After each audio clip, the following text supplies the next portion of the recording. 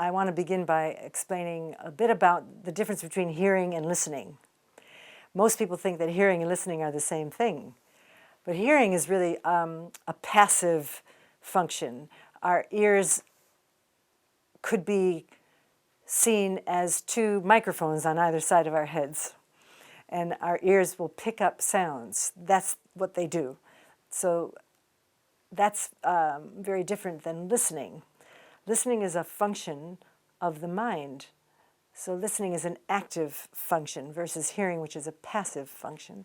And listening involves desire and motivation and focus, and very much is a choice to listen. So if we choose to listen, we can also choose to not listen. And it's a question of whether we respond with our mind to sounds that come through our ears, or whether we block those sounds out. So someone who's good at listening is able to use the information they get from their ears and also discriminate which sounds that they will act upon and other sounds that they ignore. Our world is full of sound, and our bodies are also full of sound. So we are constantly bombarded with sound and noise. And so our whole bodies are like an antennae. We're like a human antenna. And so it's very important to listen and choose what we hear, because otherwise we would be rendered incapable by all the sounds that our ears are picking up all the time. You imagine a microphone. When you have a microphone on and you're not aware of it and you go and listen to that, it picks up the rough shuffling of people's feet. It picks up the hum of the refrigerator. It picks up the creaking of your elbow. It picks up maybe the sound of your breathing. And all those sounds can be and are overwhelming. So our ability to listen is crucial to use our brains optimally. So what does sound have to do with using your brain? Well, let's look a little bit at how the ear is constructed and how sound is received by our bodies. So the ear has three parts to it. It has the inner ear, the middle ear, and the outer ear. And the outer ear is the part that we can see, the actual physical structure of the ear. That's our outer ear. And some people have larger ears than others. Some people's ears come out further from their heads than others. And those people can amplify and pick up sounds more so than people with smaller ears. But that's the outer ear. I'll start with the inner ear. The inner ear has two parts to it. One is called the vestibule, and the other is called the cochlea. The vestibule is what we call the body ear and the movement ear, because sound is movement as well as it's just a question of, sound and movement are the same thing as a question of vibration. So the vestibule, or the part of the inner ear that picks up movement, controls movement and controls balance and coordination and equilibrium and controls every muscle of our bodies, is controlled by our inner ear. And it begins when you move from a horizontal position as an infant to a vertical position as a child. Well, there's two kinds of ways that we conduct sound. One through our bones and skin, and other through our, that's bone conduction, and then there's air conduction. And so the sounds that we pick up through the air come through our ears. The sounds that we pick up through our bones come through our bones. And vibrations we can pick up through our skin as well. So we actually listen with our whole bodies. And so the inner ear, it's very interesting because a child, until they're able to walk and stand, have little words. So the verticality of the body has to do with speaking. So prior to that, when a baby is horizontal, they don't have language until they can actually control their body and the movements of their body, which is the vestibule part of the ear. Then their body is in a position to receive sound through the air. And there are high frequencies and low frequencies of sound. It's a little complicated, but the low frequencies travel long distances and carry very little information. So there's a lot of vibration.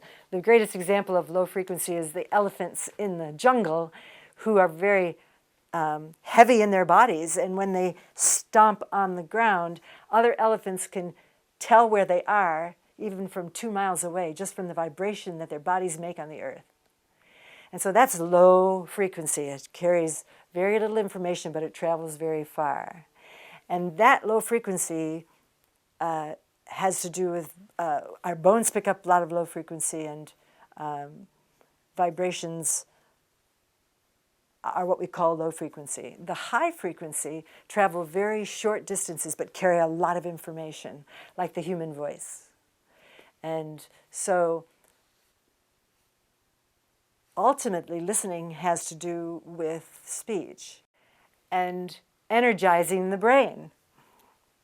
Our ear acts as a human dynamo.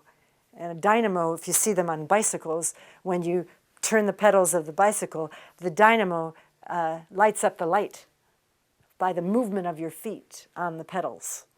And so the ear kind of transmits sounds into energy and feeds the brain. 80% of our brain food comes through our ears. So it lights up the brain, it energizes the brain, sound. And you can see this when you go to a rock concert and there's a lot of loud music, then it's very hard for your body not to move, because those are low frequencies that carry a lot of vibration, and the body part of the ear, the body ear, responds to those low frequencies. But what's important when it comes to speech and language and meaning and all those qualities that make us distinctly human come from the high frequencies. And the way the ear is built is that the cochlea, which has the receptors for high frequencies, there's more high frequencies in the cochlea than there are low. So that means that the higher frequencies energize the brain more than the low frequencies. People who suffer from depression often don't speak enough and don't speak to others enough. And they're very silent or solitary or sedentary, so they don't move their bodies either. And so that dynamo effect is not energizing their bodies and not energizing their brain, not creating the lifting of the mood, which comes from energy. So what should they be doing? The low energy causes that kind of depression. The human antennae is also a broadcaster, and so that broadcasting is the speaking element. So it's very important that we talk and that we hear our own speech, because it creates this loop. And when you talk, you're energized by the sound of your own voice. So part of the listening treatment therapy protocol is to speak through a microphone, so you begin to hear your own voice, and the brain is activated by the sound of even your own voice as well as other people's voices. Listening is an active function, so people who don't listen well have difficulty speaking. We speak with our ears. And so if there's trouble in speech communication, there's trouble with your ears and with listening. Now, there's the inner ear and the outer ear, but in between is the middle ear. And there's two muscles in the middle ear. And one of them is they're the smallest muscles in the body. But they are like the eardrum. They create tension. And what they do, if the muscles of the middle ear don't work well, then they don't block out unnecessary sounds and unwanted sounds. And so they act as a filter to keep out the sounds that would distract and help us to focus on the sounds that are important. So the listening therapy works with people who have poor muscle tone in their middle ear muscles. And as a result of that, people are hypersensitive to sound.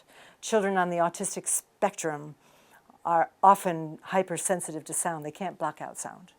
So if you can't block out sound, then you can, if someone runs a vacuum cleaner, they're in pain. Their ears are in pain because that sound is magnified, because the eardrum isn't modulating the sound and keeping it filtered so that it's at an acceptable level, because sound is very loud and our bodies are not that big.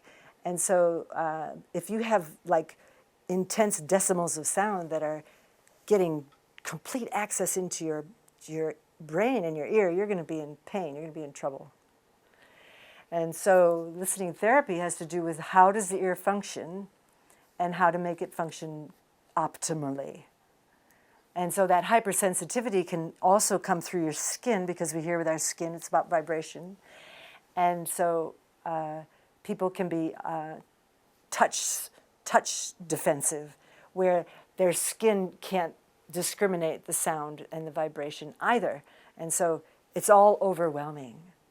And that hypersensitivity causes people to behave in ways that they aren't able to function very well.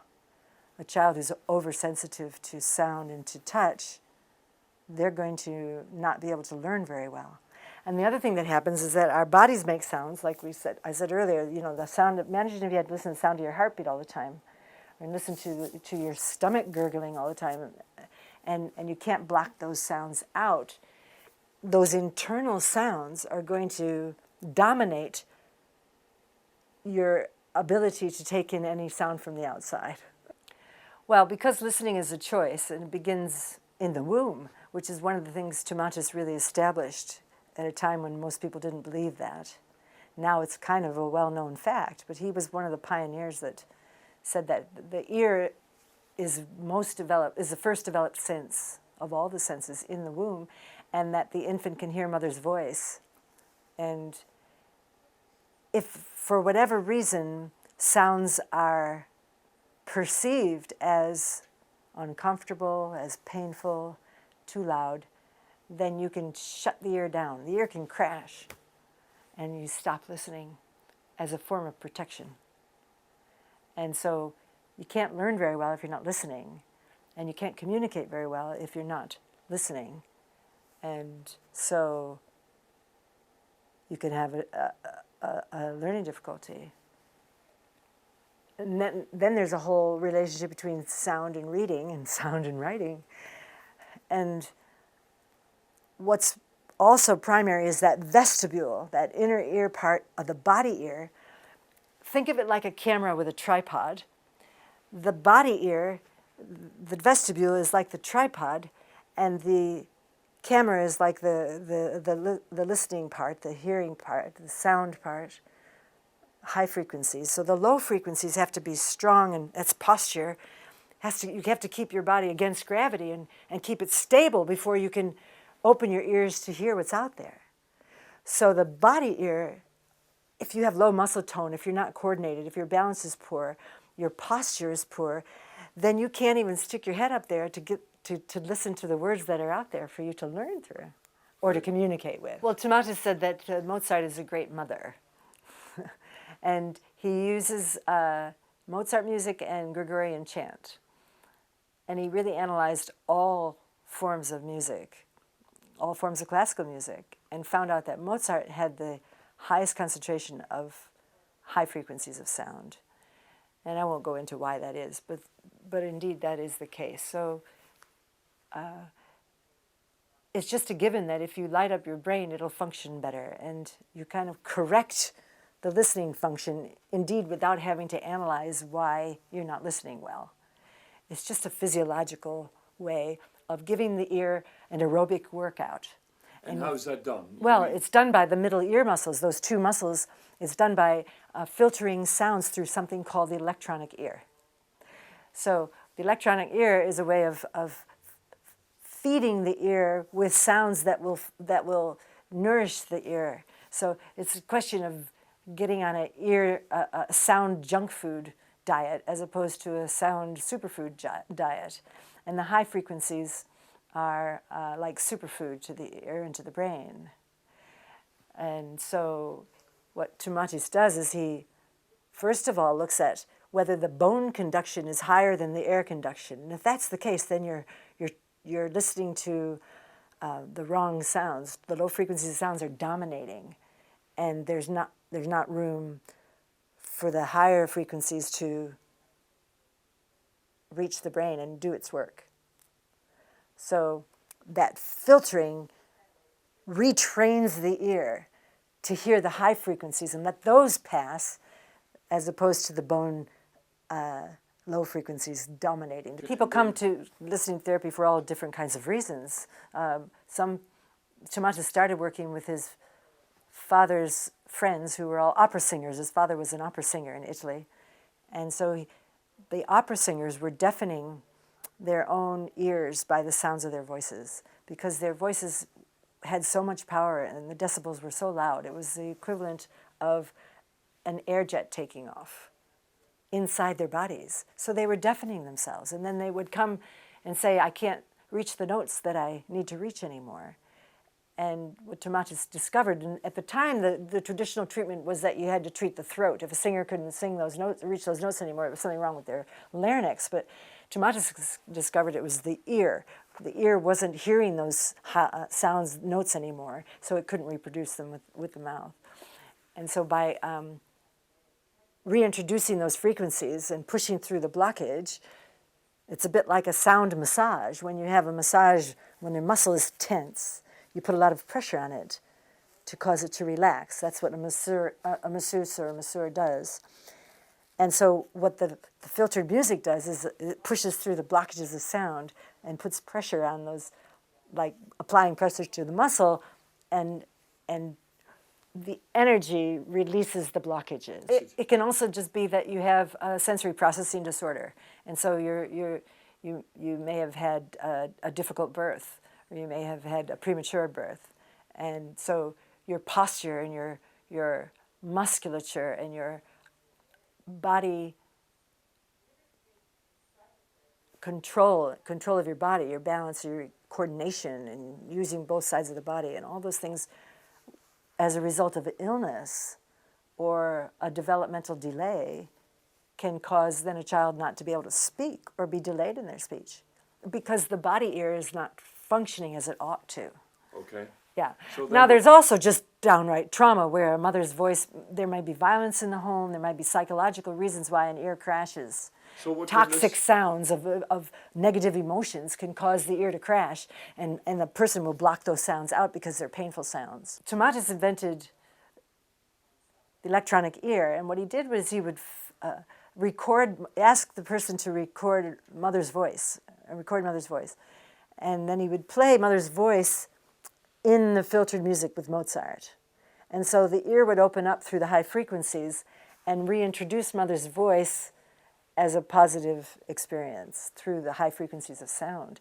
And the person wouldn't necessarily automatically hear that, but eventually they could hear that they were listening to mother's voice all along, but through Mozart's filter.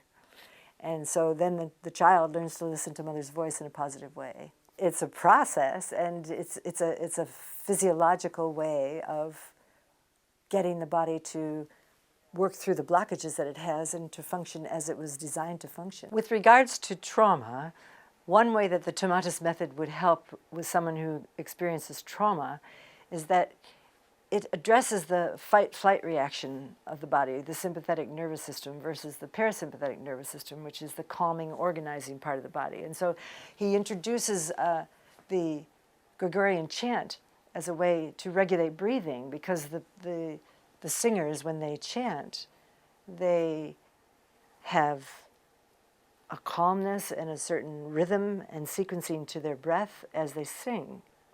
And so when you listen to Gregorian chant through the electronic ear, often people will fall asleep. And these are people that may have difficulty resting and difficulty sleeping. And others will become calm and become more receptive just because they're not so anxious and nervous. Because when you live in trauma, often that anxiety level never goes away, and you're always in a fight-flight reaction. Your body is in, I've got to either run away from something or I've got to fight. And that means that adrenaline is pumping through your body more or less all the time. Listening to the music can reduce that anxiety through the music. And you want to get to a place where you're in more of a parasympathetic nervous system response, which is calming and organizing. And those are both are unconscious, but you want to get to a level where you can begin to reduce the anxiety and raise that focused, calm, listening posture that enables you to make choices and see what your choices are and be more open to other people and to the world that you're living in.